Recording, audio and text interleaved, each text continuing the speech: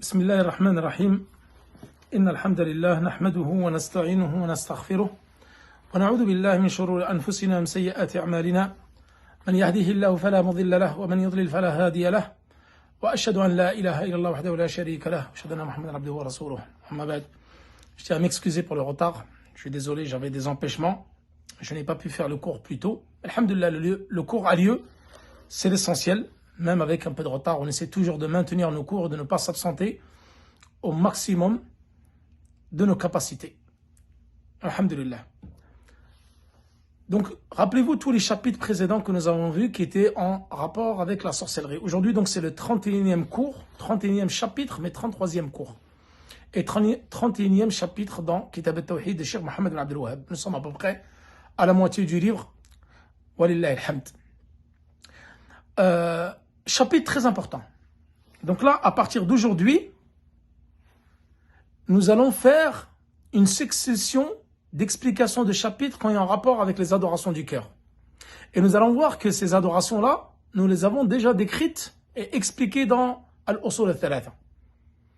Telles que, par exemple, Al-Mahabba, l'amour, la crainte, Al-Khawf, Al-Khashya, Al-Tawakkul, etc. Toutes ces adorations que nous avons expliquées sommairement dans Al-Usul al-Thalatha, là nous allons les expliquer de façon détaillée et chaque adoration du cœur aura un chapitre spécifique qui lui sied et que nous expliquerons. Donc après que Cheikh Mohammed Abdul Wahhab, rappelez-vous, a commencé par décrire ce qui était du shirk, nous avons vu les différentes choses qui étaient reliées au polythéisme, telles que la sorcellerie, les devins, les charlatans, etc. Nous avons vu tous ces bèbes-là. Là, il a annoncé une série de chapitres qui vont correspondre aux adorations du cœur. Donc ça va être des adorations cachées. Et il y a normalement 9 chapitres qu'on appelle A'mal al-Qulub, c'est-à-dire les actions du cœur. Et nous allons voir que ceci fait partie de la pleine foi, la plénitude dans la foi totale. Et il a commencé par le premier acte du cœur qui est une adoration. En elle-même, c'est l'amour. Ensuite, tout de suite après, il va parler d'al-khawf, la crainte, la peur, at-tawakkul, etc. que nous allons voir chaque semaine. Et là, Cheikh Mohammed ibn Abdul Wahhab, il a commencé ce chapitre donc par les actions cachées qui sont les actions du cœur. Et dans ce chapitre-là, il a évoqué 2 versets du Coran, très succincts, 2 hadiths de Anas ibn Malik et 2 hadiths de Abdullah, 2 athar plutôt de Abdullah ibn Abbas, que nous allons expliquer maintenant. قال باب قول الله تعالى ومن الناس من يتخذ من دون الله أندادا يحبونهم كحب الله. Le chapitre, donc le titre de ce chapitre, c'est parmi les hommes, il y en a qui prennent en dehors d'Allah des égaux à lui en les aimant comme on aime Allah. Donc nous allons d'abord expliquer ce verset-là, car le titre du chapitre est également un verset du Coran qui mérite explication. Ensuite, le deuxième verset qui est lui directement incorporé dans le chapitre. Donc là, ce verset-là, qui va parler de la mahabba, de l'amour. Donc là, en fin de compte, ce chapitre-là, il parle exclusivement de l'amour qu'on doit porter à Allah subhanahu wa ta'ala en toute exclusivité. Et nous rappelez-vous, dans l'Usul al-Thalatha, nous avons parlé de l'amour. Et il y a différents degrés d'amour. Il y a un amour qui est obligatoire. Il y a un amour qui est permis. Il y a un amour qui est recommandé. Et il y a un amour qui est interdit. Nous allons voir qu'il y a différents types d'amour. Et il a commencé directement par l'amour qui est l'une des adorations du cœur les plus importantes que le Cheikh Mohammed ibn Abdul Wahhab a mentionné ici dans ce chapitre. Et ce verset-là, qui est dans Surat al-Baqarah, verset 165, وَمِنَ النَّاسِ مَن يَتَّخِذُ مِن دُونِ اللَّهِ أَندَادًا يُحِبُّونَهُم كَحُبِّ اللَّهِ. Tout d'abord, avant l'explication de ce verset du Coran, car il a 2 significations. C'est-à-dire les savants du tafsir ont donné 2 significations concernant qu'est-ce que cet amour-là. C'est-à-dire qu'il y a des gens, des hommes, ils prennent en dehors d'Allah des égaux à lui. يحبونهم كحب الله. C'est-à-dire qu'ils vont les aimer comme ils aiment Allah.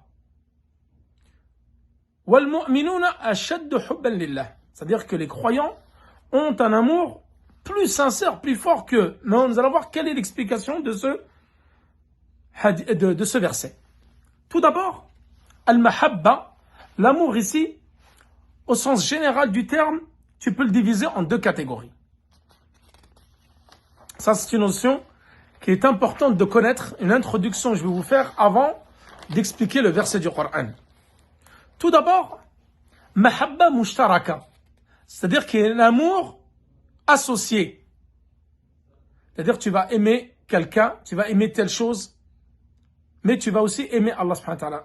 On parle de mahabbatun mushtaraka, c'est-à-dire qu'elle est divisée ou associée à d'autres choses. Et nous allons voir qu'il y a celle qui est interdite et il y a celle qui est permise. Al-qism al-thani, et dans ce mahabba mushtaraka, il y a plusieurs subdivisions, catégories d'amour. Et il y a une autre catégorie qu'on appelle al-mahabba al-khassa. C'est-à-dire celle-là, c'est mahabbatul ibada, khassa lillahi subhanahu wa ta'ala. Celle qui est uniquement pour Allah subhanahu wa ta'ala. Et celle-ci, c'est celle qui est obligatoire. Et si tu la réserves pour autre qu'Allah, alors tu rentres dans l'associationnisme majeur, le polythéisme majeur. Al-shirk al-akbar, al-mukhrij min al-millah. Donc, bien différencier les deux. Mahabbatun mushtaraka, comme قال العلماء, wa mahabbatun khassa. Un amour qui est associé et un amour qui est sincère, exclusif pour Allah subhanahu wa ta'ala. Donc, al-mahabba al-mushtaraka, tu peux la diviser en trois catégories. C'est-à-dire, c'est un amour qui est associé. Tout d'abord, le premier, et ça nous l'avons déjà vu dans l'usul al-thalatha, l'amour naturel, al-mahabba al-tabi'iyya. C'est l'amour des choses de la vie. Tu aimes les pommes, tu aimes le parfum, tu aimes les belles voitures, tu aimes lire, tu aimes le sport. هذا محبة جبلية طبيعية. Tu aimes la nature, la montagne, la mer, tout ça. C'est un amour naturel. Ça, c'est une chose qui est permise. Mais nous allons voir qu'elle est permise sous condition. Deuxième, comme قال النبي صلى الله عليه وسلم, حبب إلي من دنياكم الطيب والنساء. C'est-à-dire que m'a été, comment on peut le traduire, حبب إلي, c'est-à-dire que j'ai aimé de votre dunya les femmes et le parfum. Donc le prophète sallallahu alayhi wa sallam, les choses qu'il aimait le plus dans cette dunya, c'est le parfum et les femmes. Donc ça, c'est un amour tabi'i. Aimer les femmes, aimer le parfum, c'est un amour tabi'i. Ensuite, il y a l'amour, deuxième type dans cette catégorie d'amour associé, mahabbatul ijlal wal ishfaq. Alors, mahabbatul ijlal, c'est d'aimer quelqu'un en lui donnant de la considération, c'est-à-dire le fait d'aimer tes parents. C'est l'amour parental. On appelle en arabe mahabbatul ijlal. C'est d'aimer de façon naturelle, mais avec une considération, c'est-à-dire tes parents. C'est un amour propre pour tes parents. Il l'appelle mahabbatul ijlal. Et il donne l'exemple de al-walad li walidihi. C'est-à-dire l'enfant, l'amour qu'il va porter pour ses parents. C'est l'amour paternel ou maternel ou parental. Wa mahabbatul ishfaq, c'est l'amour que les parents ont pour leurs enfants. Mahabbatul walid li waladihi. Ça, on appelle ça en arabe mahabbatul ishfaq. Donc tout ça, ça rentre dans al-mahabba al-mushtaraka wa hiya al-mahabbatul tabi'iyya. C'est un amour naturel, mais l'amour que tu vas porter pour tes parents, ce n'est pas le même amour que tu vas avoir pour les choses de la vie. Aimer les parfums, aimer les... Ce n'est pas le même amour. D'accord? Ou l'amour pour tes enfants. Troisième type d'amour, mahabbatul uns wal ulfa. Le fait d'aimer tes amis, la compagnie de tes amis. Tu voyages avec telle personne, tu apprécies la compagnie, par exemple, de ton cheikh, tu aimes ton cheikh, tu aimes ton élève, tu aimes ton professeur. Ça s'appelle mahabbatul uns wal ulfa. C'est-à-dire, c'est un amour d'amitié. Donc l'amour que tu as envers tes parents, ce n'est pas le même amour que tu auras envers tes enfants, ni le même amour que tu auras vers ton professeur, ton cheikh ou ton élève, ou tes amis. Donc ça, c'est une subdivision qui a été donnée par les savants, et tout ça, ça rentre dans al-mahabba al-mushtaraka. C'est-à-dire, cet amour-là, tu vas l'avoir avec l'amour d'Allah subhanahu wa ta'ala. Mais il ne sera pas au même degré. Mais c'est un amour qui est permis. Tu aimes Allah subhanahu wa ta'ala et tu aimes tes parents. Et tu aimes ton professeur. Et tu aimes tes enfants. Et tu aimes le parfum. Et tu aimes les livres. Ou le sport ou autre chose. Mais à des degrés divers. Et nous allons le voir dans les hadiths de Anas, de Abdullah ibn Abbas, que tu dois toujours mettre l'amour d'Allah subhanahu wa ta'ala au-dessus de tout. Et ensuite l'amour du prophète sallallahu alayhi wa sallam au-dessus de tout. De ta propre âme, de ton propre père, ta mère, tes enfants, tout. Tu dois aimer le prophète sallallahu alayhi wa sallam plus que tout être humain au monde. Et aimer Allah subhanahu wa ta'ala engendre l'amour du prophète sallallahu alayhi wa sallam. Et ça c'est le sujet du chapitre que nous sommes en train d'expliquer. Et ensuite, il y a la deuxième mahabba, ça là que nous allons en parler après, et c'est l'objet du chapitre, c'est mahabbatu al-khassa, al-mahabba al-khassa, l'amour sincère, exclusif pour Allah subhanahu wa ta'ala qui doit être au-dessus de tout, réservé uniquement à Allah subhanahu wa ta'ala et qui est une adoration, et qui est par la même occasion est une obligation. Et le fait de porter pour autre qu'Allah subhanahu wa ta'ala alors devient de l'associationnisme majeur. Dans cette mahabba mushtaraka, cet amour qui est associé, c'est-à-dire, tu vas aimer Allah, mais tu vas aimer aussi autre qu'Allah subhanahu wa ta'ala, mais des choses qui sont permises, sous condition. Donc là, les savants, ils disent que le mahabba al-mushtaraka, il y a 3 jugements qui vont rentrer dans cette mahabba-là. Min bab, l'ahkam al-taklifiyya. C'est-à-dire, au niveau légiféré, ce type d'amour-là, il est soit mustahab, recommandé, soit permis, soit interdit. C'est-à-dire al-mahabba al-mushtaraka, les 3 que j'ai cités auparavant. J'espère que c'est clair pour vous. J'ai oublié toujours de mettre le bout. En fin de compte, il y a un frère, il m'a dit, il faut que je te montre comment faire. Et j'oublie à chaque fois. J'étais avec lui tout à l'heure. Et le bout, en fin de compte, c'est une espèce de chat. Il faudrait que demain, je vais le contacter et je vais le voir pour Minhaj Shalikin, parce qu'il y aura sûrement des questions sur l'usure, etc. En fin de compte, je vais mettre en place un espèce de chat pendant le cours et comme ça, vous pouvez poser vos questions. Pendant le cours et même après le cours. Et comme ça, pendant le cours, il y aura une interaction et vous pouvez me poser des questions et je répondrai pour des choses qui ne sont par exemple pas forcément comprises pendant le cours. Et je consacrerai comme ça, toujours après le cours, 10 minutes, un quart d'heure pour répondre aux questions. Et je pense surtout les questions de fiqh, de jurisprudence concernant les règles du commerce. Donc, mahabba al-mubaha. Nous allons commencer par al-mubaha, c'est-à-dire permise. C'est celle qui est permise. Elle est permise sous 3 conditions. Le fait d'aimer une chose de la nature, le fait d'aimer n'importe quelle autre chose en dehors d'Allah subhanahu wa ta'ala, mais celle-ci est permise. Sous 3 conditions, les savants ils disent. Tout d'abord, il faut que cet amour-là, il soit permis au niveau légiféré. C'est-à-dire cette chose que tu aimes, Allah subhanahu wa ta'ala l'a autorisé. Par exemple, tu ne peux pas aimer l'alcool. Tu ne peux pas aimer al-fawahish, ce que Allah subhanahu wa ta'ala a interdit. Ça fait partie de l'amour interdit. Donc, pour que cet amour soit permis, il doit être permis au niveau du législateur. C'est-à-dire, il doit être permis et légiféré. Donc, par exemple, aimer les parfums, aimer le sport, aimer la nature, aimer lire, etc. Ce sont des choses permises qui n'ont pas été interdites par le législateur. Deuxième condition, elle ne doit pas te détourner de ce que Allah subhanahu wa ta'ala aime. C'est-à-dire le fait d'aimer ces choses-là ne doit pas détourner ton intention de ce que Allah subhanahu wa ta'ala aime. C'est-à-dire le fait d'aimer une chose très forte, ça rentre dans les passions. Tu es passionné par une chose. Et cette passion de cette chose-là va te détourner de ce que Allah subhanahu wa ta'ala aime. C'est-à-dire de l'adoration, de toute autre chose. Et ça va rentrer dans l'amour qui n'est pas permis. Troisième condition, il faut que cet amour-là pour cette chose qui est permise, légiférée, ne doit pas arriver au niveau de l'amour d'Allah subhanahu wa ta'ala. Comme les passions. Et comme on le sait tous, les passions sont destructrices. Il y a quelqu'un, il est tellement passionné que son amour pour cette chose-là, il va l'adorer. J'adore telle chose. Et tu vas mettre cet amour-là au même niveau que l'amour d'Allah subhanahu wa ta'ala. Ça, tu vas rentrer dans al-mahabba al-shirkiyya, al-mamnu'a. C'est-à-dire l'amour qui est interdit. Et c'est l'amour qui rentre dans le polythéisme. C'est-à-dire tu aimes une chose au même degré que tu aimes Allah subhanahu wa ta'ala. Et ça, c'est interdit. Et ça rentre même dans le polythéisme majeur. Donc cette subdivision Et cette introduction est essentielle pour comprendre le reste du chapitre. Ensuite,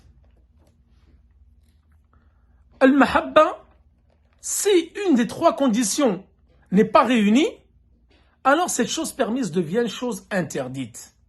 Donc ça va être une mahabba muharrama, un amour interdit. Donc ça c'est le premier groupe qui est le mahabba al-mushtaraka. Donc je vous ai donné des exemples, etc. Donc permise, si une des trois conditions n'est pas réunie, elle devient interdite. Ensuite il y a le mahabba al-mustahabba. Et ça nous allons voir par exemple ce que le prophète sallallahu alayhi wa sallam aime. Alors toi tu vas l'aimer pour ressembler au prophète sallallahu alayhi wa sallam, ou tu vas faire des choses qui vont plaire à Allah. Ce sont des choses ordinaires, mais tu vas les faire pour qu'Allah subhanahu wa ta'ala t'aime. Ou tu fais ces choses-là parce que le prophète sallallahu alayhi wa sallam aimait ces choses-là. Alors en le faisant, tu veux te rapprocher d'Allah subhanahu wa ta'ala ou avoir la satisfaction d'Allah subhanahu wa ta'ala, alors ces choses-là deviennent recommandées mustahabba et tu es rétribué pour cela. Et autre exemple, c'est la deuxième catégorie, c'est al-mahabba al-khassa, c'est-à-dire l'amour spécifique, exclusif à Allah subhanahu wa ta'ala. Et ça, c'est un amour qui est obligatoire. Et c'est un amour d'adoration. Donc c'est en aimant Allah subhanahu wa ta'ala, tu adores Allah subhanahu wa ta'ala. Et nous l'avons vu dans Shurut la ilaha illallah, dans les 7 conditions de la ilaha illallah, al-mahabba, le fait d'aimer Allah subhanahu wa ta'ala et d'aimer cette parole-là, avec l'acceptation, la véracité, l'unicité, la sincérité, la soumission, les 7 conditions que nous avons déjà vues dans Usul al-Thalatha et d'autres livres que j'ai pu expliquer cet été.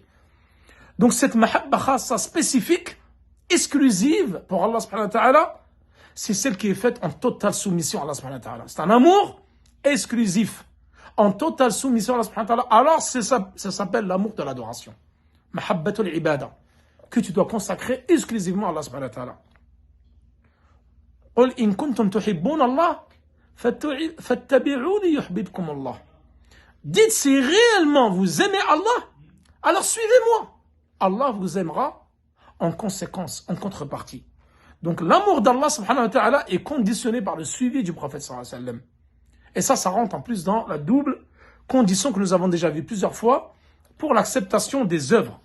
Et en l'occurrence, tes œuvres ne sont acceptées qu'en totale soumission à Allah subhanahu wa ta'ala, en totale sincérité, dans toutes ces actions pour Allah subhanahu wa ta'ala, et en conformité avec le suivi du prophète sallallahu alayhi wa sallam.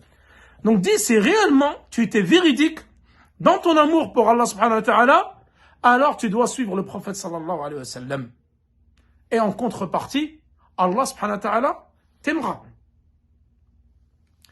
Rappelez-vous, dans la bataille de Khaybar, nous avons dit, le prophète sallallahu alayhi wa sallam avait dit dans ce hadith, je vais donner demain l'étendard à quelqu'un qui aime Allah et son prophète. Et que Allah et son prophète aiment. Allahu Akbar. Bishara.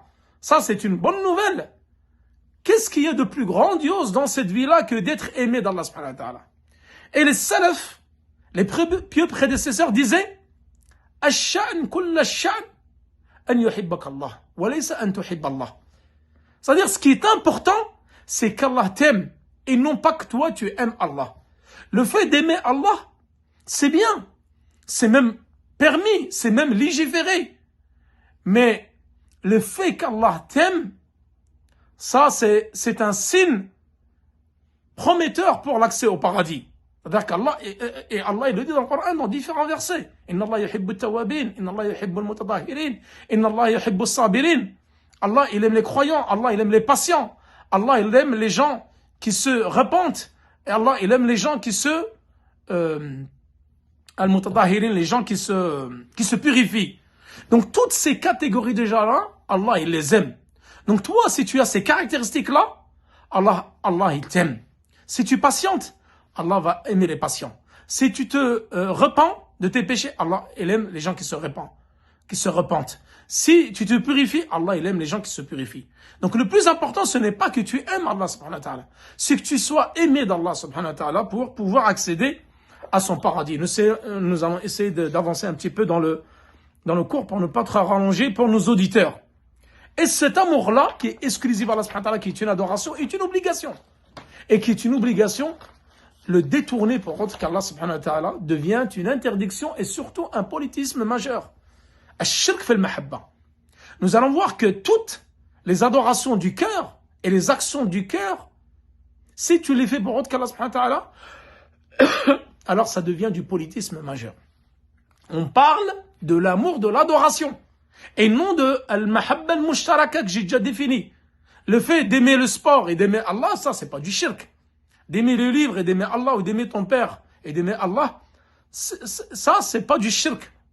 On parle de al-mahabbatul ibada, c'est-à-dire l'amour que tu dois réserver exclusivement à Allah subhanahu wa ta'ala, qui est une adoration et une obligation. Celui-là, cet amour-là, si tu le réserves à autre qu'Allah, ou tu places un amour sur le même degré que cet amour-là, comme il l'a dit, c'est-à-dire qu'il y a des hommes, il y a des gens parmi les hommes qui prennent des divinités en dehors d'Allah et qui les aiment du même amour qu'ils portent d'Allah subhanahu wa ta'ala. Voilà l'amour qui est interdit et voilà l'amour où il y a le politisme majeur qui va te faire sortir de l'islam.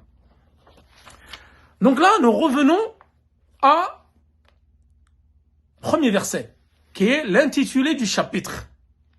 Premier verset, wa minan nas. Donc ces gens-là, c'est qui? هذه الآية نزلت في من? Elle parle des polythéistes qui aiment leurs idoles comme ils aiment Allah subhanahu wa ta'ala. Et là il dit يحبونهم كحب الله. Donc ahl al-tafsir, c'est-à-dire ils aiment leurs idoles comme ils aiment Allah subhanahu wa ta'ala. Et les croyants ont un amour. وَالَّذِينَ آمَنُوا أَشَدُّ حُبًّا لِلَّهِ. Et ceux qui ont cru, أَشَدُّ حُبًّا, ont un amour beaucoup plus fort pour Allah subhanahu wa ta'ala. أي من محبة المشركين لله. C'est quoi le sens de ce verset?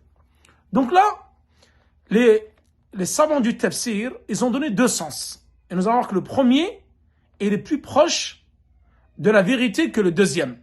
C'est le véritable sens du verset. Al-wajh al-awwal, ils ont dit هؤلاء المشركين أو المشركون, c'est-à-dire ces polythéistes-là, يحبون آلهتهم, ils aiment leurs idoles, c'est-à-dire les Mécois, ils aimaient Hubal, Al-Uzza wa Manat, leurs idoles, comme ils aimaient Allah subhanahu wa ta'ala. Ils ont mis le degré d'amour de leurs idoles au même degré d'Allah subhanahu wa ta'ala. Et c'est ça l'associationnisme dans l'amour, ou le polythéisme dans l'amour. Et le deuxième sens, la deuxième définition de ce verset, ils disent que, les savants, ils ont dit donc, Haoula el-mushrikoun, c'est-à-dire que ces polythéistes-là, ils aimaient leurs idoles comme les croyants aiment Allah subhanahu wa ta'ala. Donc ça, c'est un deuxième sens. Mais le premier sens, il est plus proche, huwa sawab, comme on dit. C'est-à-dire que les polythéistes, ils aimaient leurs idoles au même niveau que leur amour qu'ils portaient pour Allah subhanahu wa ta'ala. C'est-à-dire qu'ils avaient un amour égalé pour leurs idoles et pour Allah subhanahu wa ta'ala. وَالْمُؤْمِنُونَ وَالَّذِينَ آمَنُوا أَشَدُّ حُبًّا لِلَّهِ. Et ceux qui ont cru ont un amour beaucoup plus fort pour Allah subhanahu wa ta'ala que les polythéistes pour l'amour qu'ils ont eu pour Allah subhanahu wa ta'ala.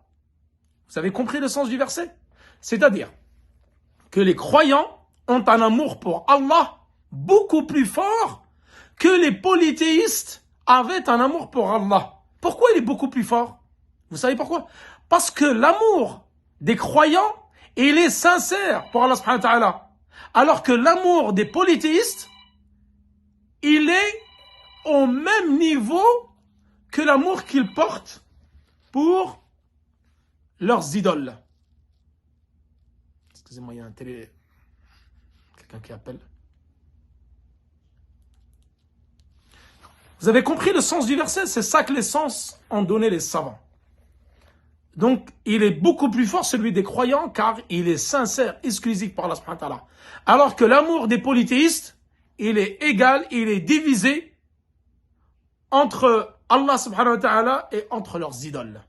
Voilà le véritable sens de ce verset-là. Ils n'ont pas eu un amour sincère pour Allah subhanahu wa ta'ala, mais plutôt, ils ont divisé leur amour entre Allah subhanahu wa ta'ala et leurs idoles. Alors que les croyants ont porté un amour exclusif à Allah subhanahu wa ta'ala. Deuxième verset, et donc qui est le premier verset de ce chapitre, parce que ça c'est le premier verset que j'ai expliqué, c'est le titre. Et celui-là c'est l'intitulé même du livre, du chapitre, pardon. Ça, قال الله تعالى أو قوله تعالى قل إن كان آباؤكم وأبناؤكم إلى قوله أحب إليكم من الله ورسوله الآية. Donc là, Cheikh Mohammed bin Abdel Wahhab, il évoque ici Surat al-Tawbah, le verset 24, c'est-à-dire Tawbah, le repentir. Et dans ce verset, il évoque 8 choses. 8 choses, si ces choses-là sont plus aimées pour vous, ou vous les aimez beaucoup plus que Allah et son prophète, qu'est-ce qu'il dit? Il a dit فَتَرَبَّصُوا حَتَّى يَأْتِيَ أَمْرُ اللَّهِ.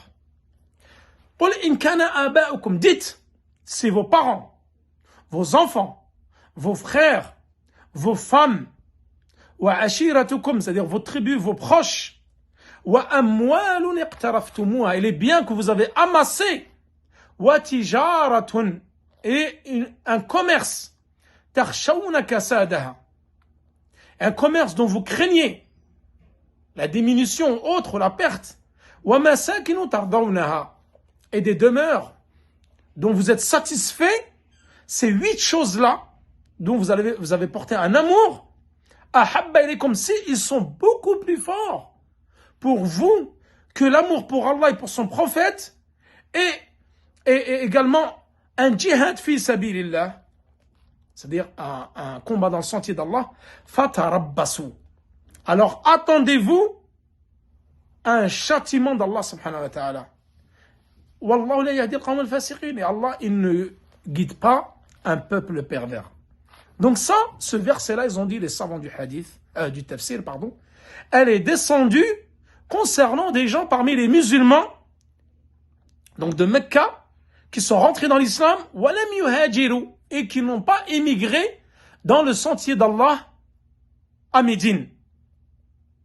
Pourquoi?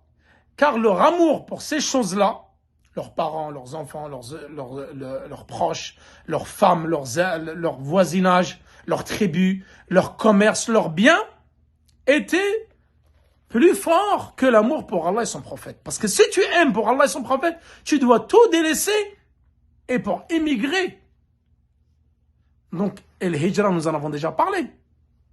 Man kanat hijratuhu ila Allah wa rasulihi fa hijratuhu ila Allah wa rasulihi. Celui dont l'émigration elle est pour Allah et son prophète, alors c'est l'émigration elle est pour Allah et son prophète. C'est-à-dire ça concerne les intentions.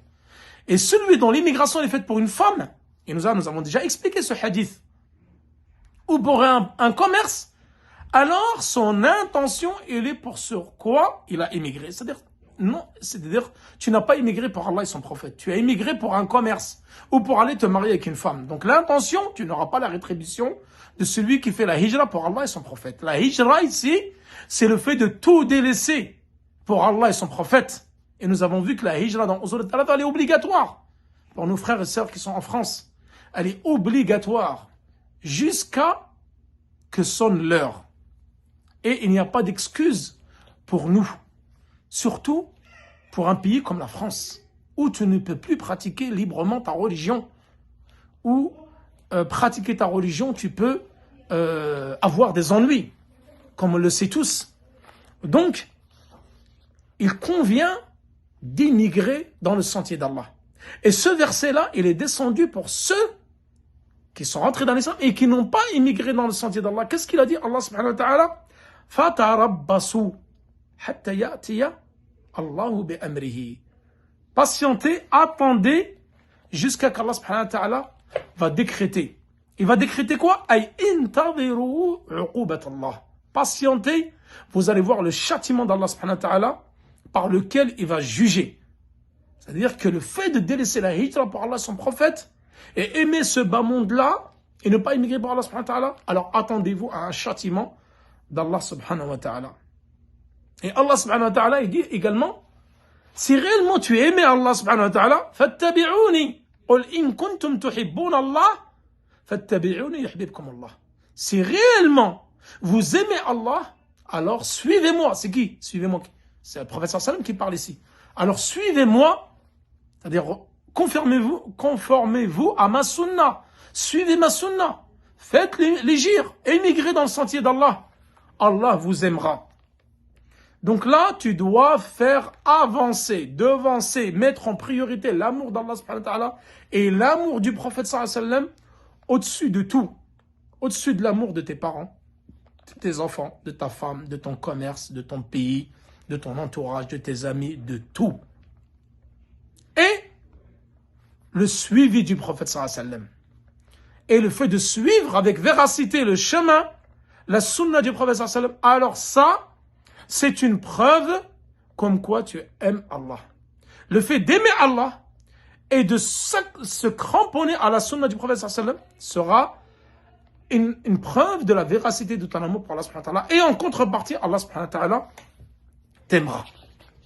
Donc si tu veux qu'Allah t'aime, alors tu dois l'aimer et suivre la sunna de son prophète. Et Allah, en contrepartie, t'aimera, bi'idhnillah. Nous allons continuer. Donc, al-mahabba, cet amour-là, au niveau de la législation, on va le diviser en 3 catégories. Avant de rentrer dans l'explication du hadith de Anas. Il y a un amour qui est profitable, qui va te donner du profit. Et il y a un amour qui va te nuire. Donc un amour profitable et un amour nuisible. Et il y a un amour entre les deux.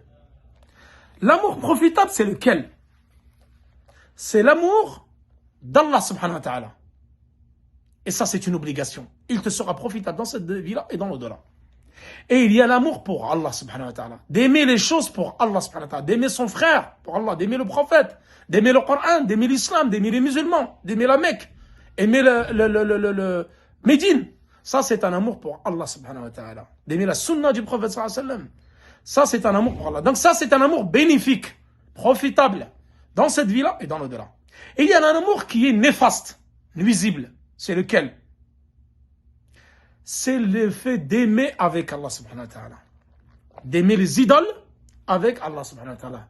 D'aimer les tombes et les morts avec Allah subhanahu wa ta'ala. Mettre l'amour d'autrui au même niveau qu'Allah subhanahu wa ta'ala. Ça, c'est un amour nuisible. Et c'est un amour polythéiste. Car tu rentres dans le polythéisme en mettant cet amour-là au même niveau que l'amour d'Allah subhanahu wa ta'ala. Et le fait d'aimer ce qu'Allah subhanahu wa ta'ala déteste, d'aimer les choses détestables par Allah subhanahu wa ta'ala et son prophète, ça rentre dans l'amour nuisible. Tu aimes la perversité, tu aimes les péchés, tu aimes la magie, tu aimes le vin, tu aimes la fornication, le vol. Tout ça, c'est dans l'amour nuisible et pervers et interdit d'Allah subhanahu wa ta'ala. Et il y a également le troisième type d'amour, l'amour qui va te détourner de ce que Allah subhanahu wa ta'ala t'a ordonné, ou de l'adoration d'Allah subhanahu wa ta'ala, comme les passions. Passionné d'une chose, passionné d'un sport, au point de délaisser la salat, au point de délaisser la lecture du Coran, au point de tout délaisser et de mettre le sport avant l'amour d'Allah subhanahu wa ta'ala. Ça, c'est un amour qui est interdit. Une passion qui est interdite. Et entre les deux, c'est l'amour permis. Le fait d'aimer les livres, d'aimer les parfums, les voitures, le fait d'aimer ta femme, tes parents, tes enfants. Ça, c'est l'amour permis qui t'est profitable et qui est permis et qui n'est pas nuisible. Walillahi alhamd. Hadith Anas. عن أنس premier hadith. عن أنس رضي الله عنه الرسول صلى الله عليه وسلم قال لا يؤمن أحدكم حتى أكون أحب إليه من ولده ووالده والناس أجمعين أخرجه. C'est-à-dire qu'il a été sorti dans le Bukhari ou Muslim. Et il y a un autre hadith dans le même sens, d'après Abu Huraira, dans Sahih al-Bukhari, qui dit وَالَّذِي نَفْسِي بِيَدِهِ, par celui qui détient mon âme entre ses mains, لا يؤمن أحدكم حتى أكون أحب إليه من ولده ووالده. Que celui qui détient mon âme entre ses mains, c'est-à-dire Allah subhanahu wa ta'ala, لا يؤمن أحدكم, ne croira, l'un d'entre vous, ne sera véritablement croyant que ce qu'il m'aime, je sois le plus aimé pour lui que son fils et son père, ou ses parents. Donc la véritable croyance, tu n'atteindras pas la véritable foi complète. Al-iman al-kamil, wa laysa asl al-iman. Tu n'atteindras pas la parfaite foi que si tu aimes le prophète sallallahu alayhi wa sallam plus que tes enfants et tes parents. Donc c'est l'amour du prophète sallallahu alayhi wa sallam, c'est le plus grand amour que tu puisses réserver à un être humain. En dessous de l'amour d'Allah subhanahu wa ta'ala, bien sûr. Donc tu dois aimer le prophète sallallahu alayhi wa sallam plus que tout être humain au monde. Plus que ta femme, plus que tes parents, plus que tes enfants et plus que toute autre chose sur terre. Et celui qui aime le prophète sallallahu alayhi wa sallam plus que sa femme, ses enfants, ses parents, kana muhaqqiqan lil iman. Lui, il a concrétisé la foi parfaite, la foi complète. Ay al-iman al-mutlaq. C'est-à-dire la foi complète. Ensuite, et l'amour ici du prophète sallallahu alayhi wa sallam, il inclut également l'amour d'Allah subhanahu wa ta'ala. Forcément, le fait d'aimer Allah subhanahu wa ta'ala, tu dois forcément aimer le prophète sallallahu alayhi wa sallam. Et le fait d'aimer le prophète sallallahu alayhi wa sallam inclut d'aimer Allah subhanahu wa ta'ala. Donc, c'est quoi les signes qui font que tu aimes le... Bon, le cours d'aujourd'hui va être un peu plus long que d'habitude, mais c'est pas grave. Je vous demande de patienter un petit peu, Inch'Allah. D'habitude, j'avais dit pas plus d'une demi-heure, mais bon, là, il y a beaucoup de choses importantes à dire. Je vais essayer d'accélérer un petit peu sur la fin pour pas dépasser, Inch'Allah, 45-50 minutes. Mais ça, c'est un cours vraiment important. Parce que les gens vont aimer n'importe comment. On doit aimer de façon légiférée. Ce qui est permis, ce qui est à la limite de la législation, ce qui est recommandé, ce qui est obligatoire, pour que les gens puissent bien différencier les différents types d'amour. Une fois, d'ailleurs, une petite anecdote à ce propos. Une fois, ça c'est un hadith qui a été rapporté par Abdullah ibn Hisham. Il a dit, nous étions avec le prophète sallallahu alayhi wa sallam. Et le prophète sallallahu alayhi wa sallam prenait la main de Omar ibn al-Khattab. Faqala ya Omar. Omar, il a dit, au prophète sallallahu alayhi wa sallam, Wallahi, je jure par Allah, que toi, tu es la personne la plus aimée au-dessus de tout le monde, sauf ma propre âme. C'est-à-dire, je t'aime plus que tout ce qu'il y a sur terre, c'est-à-dire sa femme, ses enfants, sauf ma propre âme, sauf ma propre personne. Et là, le prophète sallallahu alayhi wa sallam lui a rétorqué, Walladhi nafsi biyadih, par celui qui détient mon âme entre ses mains. Il a dit, le prophète il a juré ici, hatta akuna ahabba ilayka min nafsika. C'est-à-dire, tu ne seras véritablement croyant que lorsque tu m'aimeras plus que ta propre personne. Et là, Omar ibn Khattab, il a dit, Wallahi la anta al-an ahabbu ilayya min nafsina. Je jure par Allah que toi, maintenant, ô prophète d'Allah subhanahu wa ta'ala, tu es plus aimé que ma propre personne et plus que tout être humain sur terre. Faqala al-Nabi sallallahu alayhi wa sallam, al-an ya Omar. Al-an ya Omar. Maintenant, ô Omar. C'est-à-dire quoi? Les savants du hadith ont dit, al-an balaghta darajat al-iman al-wajib. C'est-à-dire que là, tu as concrétisé le rang du degré de foi, le degré de foi obligatoire. Obligatoire, c'est-à-dire d'aimer le prophète plus que tout être humain et plus que ta propre personne. Et comment reconnaître, comment aimer le prophète sallallahu alayhi wa sallam? Comment reconnaître que tu aimes le prophète sallallahu alayhi wa sallam? Parce que là, pour savoir que tu aimes le prophète sallallahu alayhi wa sallam plus que toute autre chose, tout être humain sur terre ou toute chose sur terre, le fait de s'empresser d'exécuter ses ordres. C'est-à-dire, le prophète sallallahu alayhi wa sallam t'a ordonné telle chose, tu dois t'empresser d'exécuter cette chose-là, ces ordres et les ordres d'Allah subhanahu wa ta'ala. Ça montre que tu aimes le prophète sallallahu alayhi wa sallam. من علامات محبة النبي صلى الله عليه وسلم تقديم سنته وحديثه وأمره على كل ذوق وعرف وعادة. Le fait de mettre en avant sa sunna, son hadith, son ordre, devant les traditions, les coutumes, les habitudes et tout ça. Tout ce que nous connaissons de nos traditions, que nous avons ramené de nos pays, tu dois mettre le hadith du prophète sallallahu alayhi wa sallam avant les coutumes, avant les traditions, avant les habitudes, avant les habitudes de chacun et de chacune. Mettre le hadith du prophète sallam avant tout. Ça, c'est une preuve de l'amour du prophète sallam. Également, de délaisser les avis des gens devant l'avis du prophète sallam. Et le fait de t'abstenir à sa sunna sans rien y rajouter, ni en diminuer quoi que ce soit. La sunna, c'est de faire deux rak'at avant Fajr, alors tu en fais 2 et tu en fais pas 4. C'est ça, c'est t'arrêter à sa sunna. Tu fais comme le prophète sallallahu alayhi wa sallam a fait. Sallu kama ra'aytumuni usalli. Priez comme vous m'avez vu prier. Khudhu anni manasikakum, prenez de moi vos rites. Tu t'arrêtes à sa sunna. Et le fait de prendre la défense du prophète sallallahu alayhi wa sallam, de le défendre et de s'empresser de mettre en pratique sa sunna et de la propager. Propager les hadiths du prophète sallallahu alayhi wa sallam, comme vous le faites sur les réseaux sociaux. Propager sa sunna.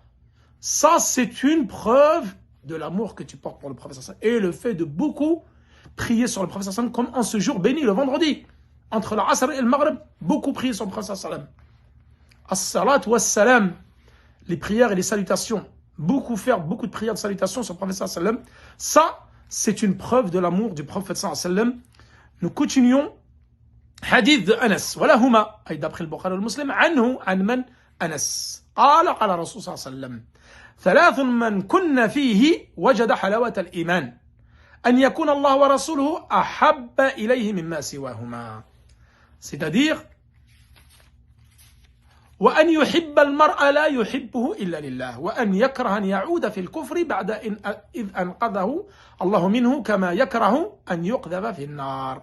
وفي رواية عفوا لا يجد أحد حلاوة الإيمان حتى إلى آخره. Donc dans ce hadith rapporté par le Bukhari et Muslim d'après Anas, qu'il dit, si 3 choses se rassemblent chez une seule et même personne, elle goûtera alors à la douceur de la foi. On va voir que la foi, elle a une douceur. Halawa. Qu'Allah et son prophète soient plus chers que toute chose sur terre. Plus cher, c'est-à-dire plus aimé. Qu'il aime son prochain pour Allah uniquement. Et qu'il déteste retourner à la mécréance comme Allah l'en a sauvé de cette mécréance, comme il déteste être jeté dans le feu. Et dans une des versions du hadith, on trouve personne ne goûtera à la douceur de la foi si ce n'est. C'est-à-dire, ensuite, il rajoute ce hadith-là. Donc ce hadith-là, de Ibn Anas, c'est-à-dire que tu ne goûteras véritablement à la douceur de la foi qu'en faisant ces 3 choses-là. Donc vraiment, pour goûter à la foi, tu dois alors, il faut qu'il y ait ces 3 choses-là en toi. C'est quoi? Que Allah subhanahu wa ta'ala et son prophète soient plus aimés que toute chose sur terre ou tout être humain sur terre. Et que ce que tu aimes, tu l'aimes uniquement pour Allah subhanahu wa ta'ala. Et tu dois détester, retourner dans la mécréance comme Allah subhanahu wa ta'ala t'en a sauvé, comme tu détesterais être jeté dans le feu.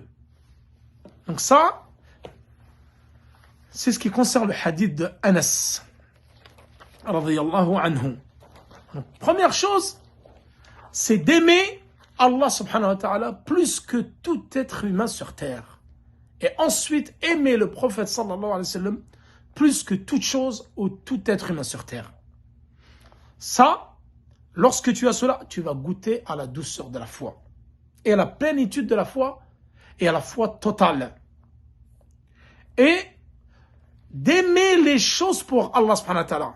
Donc l'asl, c'est mahabbat Allah wa mahabbat Nabi sallallahu alayhi wa sallam. Ça, c'est le fondement de la foi. D'aimer Allah et d'aimer son prophète. Et al-fara', donc la subdivision dans la foi, c'est d'aimer les choses pour Allah. D'ailleurs, qu'est-ce qu'il dit Allah subhanahu wa ta'ala? Et nous l'avons vu ce hadith.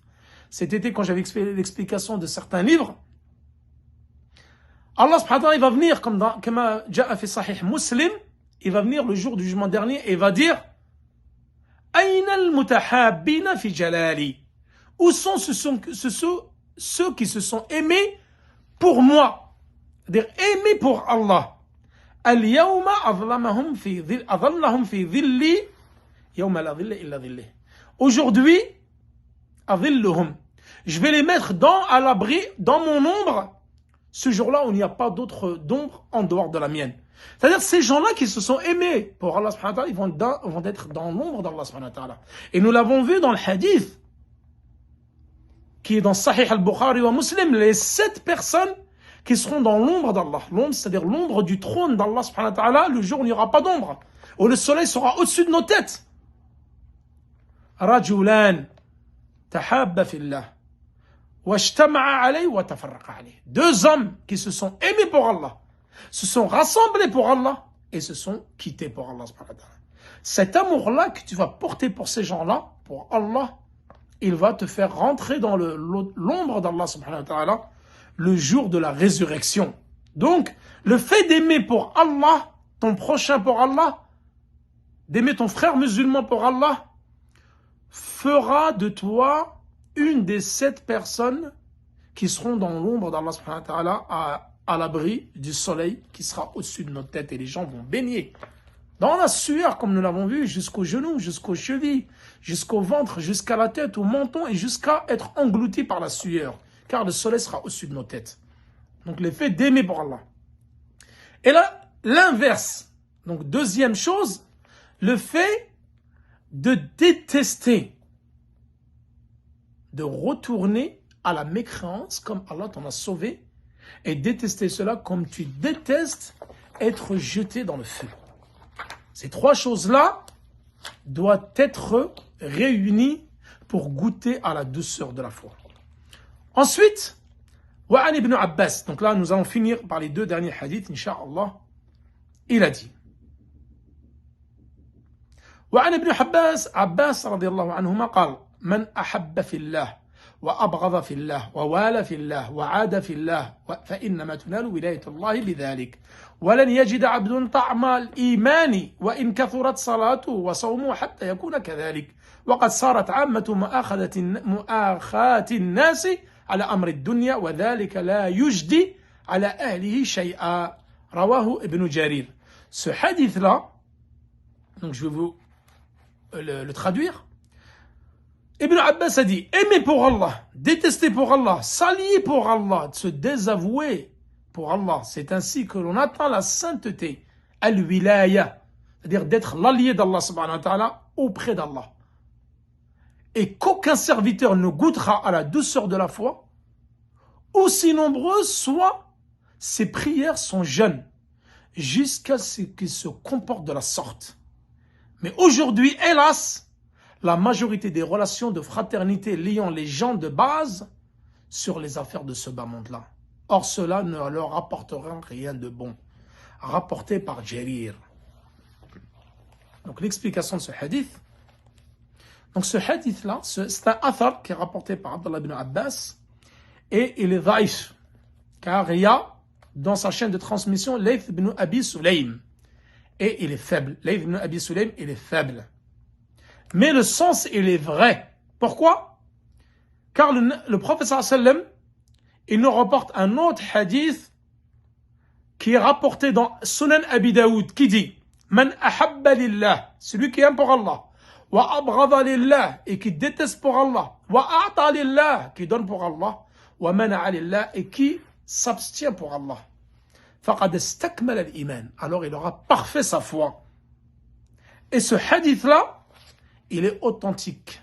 Sahahahu al-Albani, al-Imam al-Albani. Il a été authentifié par le grand savant du hadith, Sheikh al-Albani, dans Sunan Abi Daoud. Donc ce hadith-là, il vient corroborer le hadith de Abdullah ibn Abbas qui est faible. Mais dont le sens est vrai. C'est quoi? C'est d'aimer pour Allah, détester pour Allah, s'allier pour Allah. L'alliance et le désaveu pour Allah est détester pour Allah. Et que tu dois, et tu ne goûteras véritablement la douceur de la foi qu'en faisant cela. C'est-à-dire aimer pour Allah, détester pour Allah, donner pour Allah et priver pour Allah. Et même si tes prières sont nombreuses, ton jeûne est nombreux, tu dois rester sur cela. Et il a dit, la plupart des relations des gens, Ibn Jarid et la plupart des relations des gens entre eux sont uniquement basées sur l'intérêt mondain. C'est-à-dire que maintenant, il n'y a plus de véritable amour pour Allah subhanahu wa ta'ala. Tu n'aimes plus ton frère comme il se doit. Tu n'aimes plus ton prochain comme il se doit. mais tu vas avoir un amour par intérêt. Et il dit, à son époque, Ibn Jarir, la plupart des relations entre les gens sont basées uniquement sur l'intérêt. Et l'intérêt mondain, bien sûr. Maintenant, tu vas te rapprocher des gens uniquement par intérêt pécunier, mondain ou autre. S'il n'y a pas d'intérêt, alors tu ne vas pas porter d'amour pour ton frère. Et ça, on le voit malheureusement. Il n'y a plus d'amour entre les frères, entre les sœurs. Il n'y a que l'intérêt matériel et pécunier. Wal'iyadu billah. On se doit de se débarrasser de cet amour qui est nuisible, néfaste pour nous, qui est l'amour de ce bas monde. Et Allah, le prophète sallallahu alayhi wa sallam dit, Bani Adam, si tu lui donnes 2 fleuves d'or, le fils d'Adam, tu vas lui donner 2 fleuves d'or, il va t'en demander un 3e. Comme nous l'avons vu dans le tafsir, vous allez aimer l'argent d'un amour très fort, d'un amour ardent. Et le professeur Hassami dit,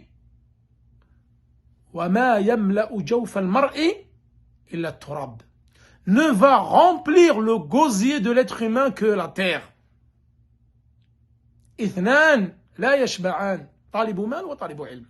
Deux gens ne seront jamais rassasiés.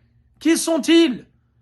Ceux qui courent après l'argent, les amoureux de ce bas monde et les amoureux de la science religieuse. Celui qui aime la science religieuse, l'étudiant en science, ne sera jamais rassasié de l'étude de la science. Et celui qui aime l'argent, le bas monde, ne sera jamais rassasié de l'amour de ce bas monde-là. Et qu'est-ce qui va remplir le gosier de l'homme? Que la terre. C'est-à-dire, tu auras beau demander la dunya, tu ne seras jamais rassasié. C'est lorsque tu vas être enterré et que la terre va remplir ta bouche, il n'y a que ça qui pourra te rassasier. C'est-à-dire la terre et la mort. Wal'iyadu billah.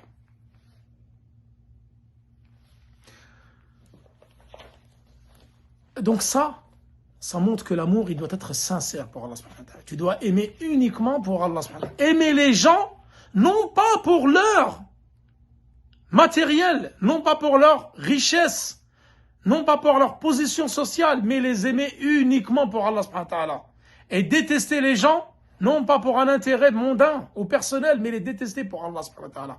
C'est comme ça que tu atteindras la véritable douceur de la foi. Et nous finirons par ceci. وقال ابن عباس dernier athar في قوله وتقطعت بهم الأسباب. تقطعت بهم الأسباب, il dit les liens entre eux se seront brisés. Là il parle de qui? Il parle des mouchriquines, c'est-à-dire des polythéistes et non des croyants. C'est-à-dire que le jour de la résurrection, les polythéistes, les choses qu'ils ont aimées dans cette vie-là vont se briser. Ibn Abbas, il a dit l'asbab ici, ay al-mawadda, les liens d'affection vont se briser.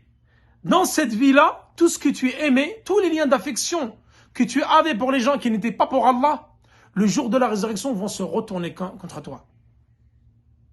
Al-akhilla, كما قال النبي صلى الله عليه وسلم الأخلاء بعضهم يومئذ بعضهم لبعض عدو إلا المتقين. Les gens qui se sont aimés pour Allah subhanahu wa ta'ala, le jour de la résurrection, seront ennemis les uns les autres, sauf qui? إلا المتقين. الأخلاء, ceux qui s'aiment pour Allah subhanahu wa ta'ala, le jour de la résurrection, الأخلاء, tous ceux qui s'aiment, le jour de la résurrection, vont être ennemis les uns les autres. Illa al-muttaqin, c'est qui? Et ceux qui sont dotés d'une piété. C'est-à-dire, si tu as aimé pour Allah subhanahu wa ta'ala, le jour de la résurrection, cette personne que tu as aimée, tu vas la retrouver, ça sera ton frère le jour de la résurrection. Mais celui que tu as aimé pour un bien mondain, pour un intérêt pécunier ou autre, ça sera ton ennemi le jour de la résurrection. Donc, le fait que les polythéistes aimer leurs idoles, aimer leurs prochains, mais d'un amour qui n'était pas pour Allah subhanahu wa ta'ala, ils vont se retourner contre eux le jour de la résurrection. Donc les liens d'affection vont se briser le jour de la résurrection. Voilà donc l'explication de ce athar de Abdullah ibn Abbas. Et nous avons fini, walillah alhamd, avec l'explication de ce hadith. Et je vous donne rendez-vous demain pour finir le chapitre sur l'usure. Nous attaquerons un nouveau chapitre dans les transactions commerciales. وصلى الله على نبينا محمد وعلى آله وصحبه وسلم والله تعالى أعلى وأعلم والسلام عليكم ورحمة الله وبركاته.